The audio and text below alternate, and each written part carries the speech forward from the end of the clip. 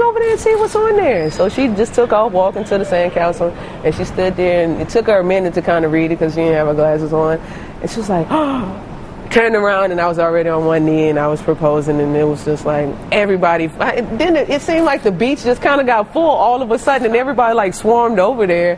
And I just remember hearing one old lady like in the background, because Tay was like crying and still like doing like this, and I was still on the ground. And the old lady was like, well, did she say yes or what? I was like, is that a yes? She was like, yeah, it's so embarrassing. Why are these people standing around? And then we hugged and, you know, just enjoyed the rest of our night.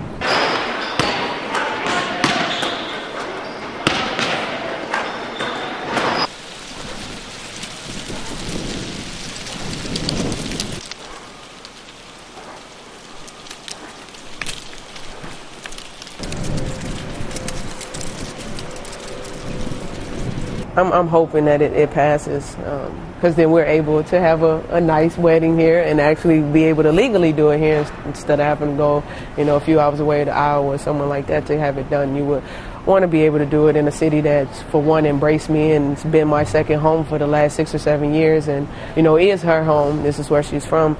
To be able to share a special moment in, you know, Minnesota history, you know, right here where we've created so much.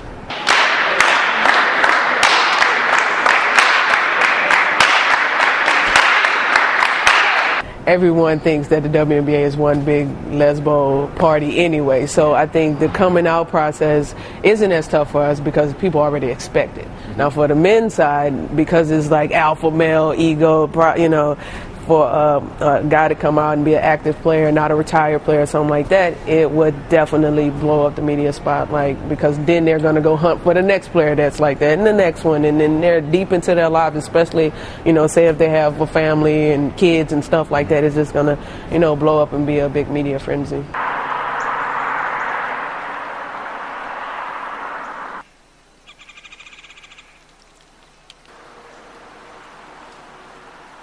I've done my research. Simone's done research. If it's not, in worst case scenario, if it isn't, you know, passed, we'll go to Iowa. Like, it's, you know, it's closest to home, it's closest to Minnesota. It's maybe a couple hour drives. Like, it's not that big of a deal. So that's plan B. Okay. Some serious business there. Oh. That's a nice job. Oh. I'm glad my wife isn't here to look at that.